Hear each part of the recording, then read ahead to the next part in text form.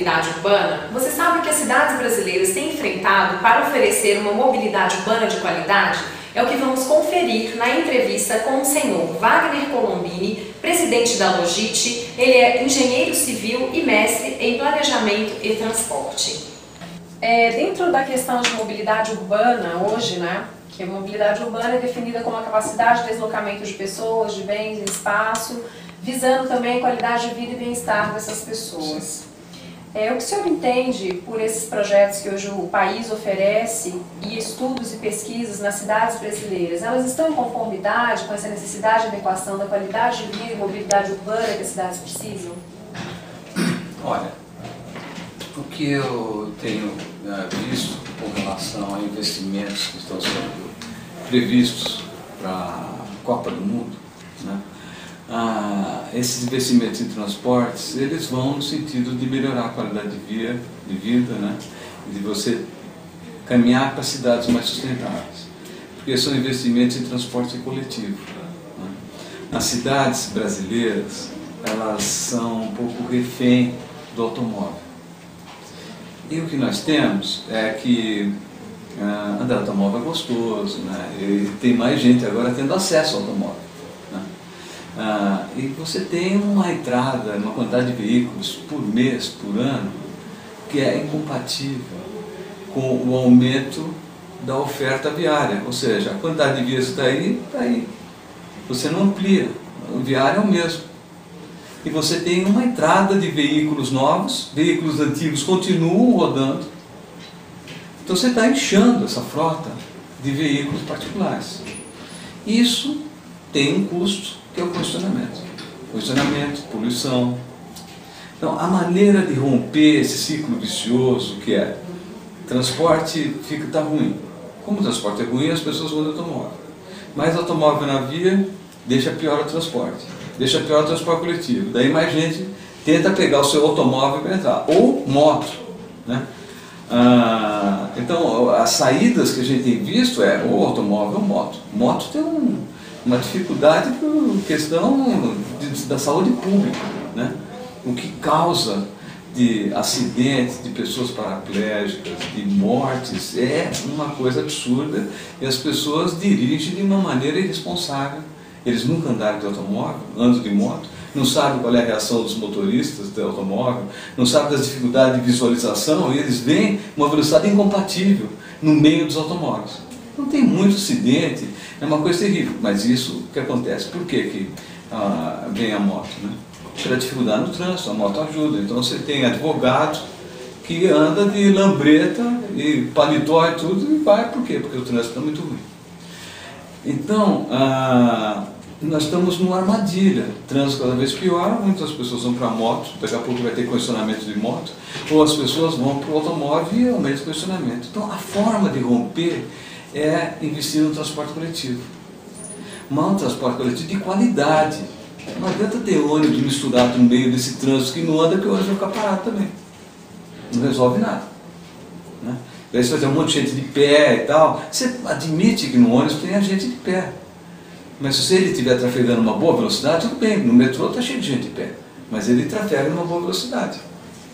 Agora, a gente vê o Brasil crescendo, as classes C e D tendo acesso à compra de automóvel, ou zero, ou um esquema de financiamento bom em vários anos.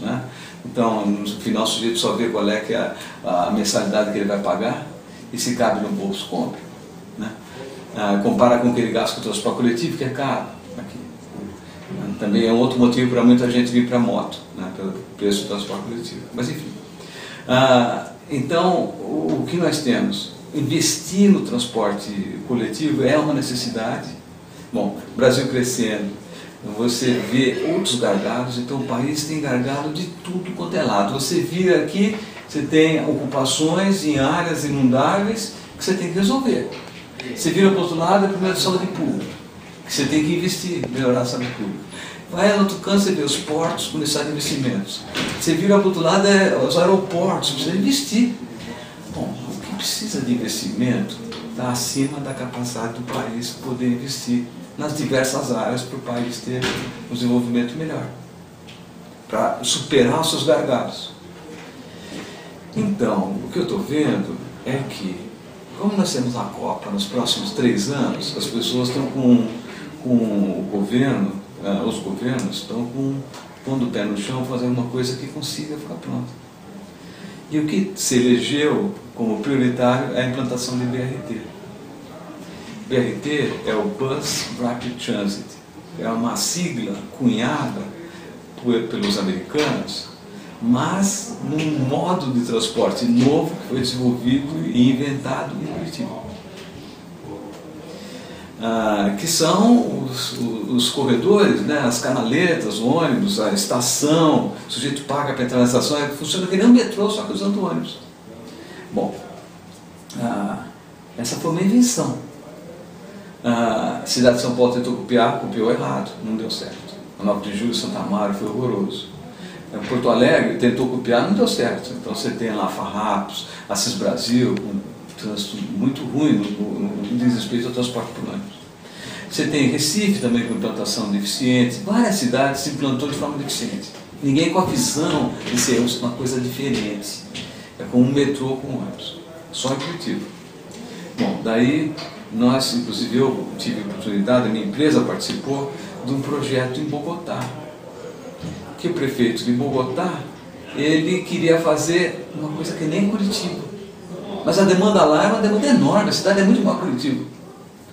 Daí com os ensinamentos que nós tivemos aqui em São Paulo, com a necessidade de ônibus expresso, de pontos de ônibus, não concentrar no ponto de ônibus, ter vários pontos de ônibus para dividir a demanda nos pontos, com o conceito de São Paulo de ter estação central, que começou em São Paulo, estação no meio, como nós temos aqui, isso é uma coisa que surgiu em São Paulo.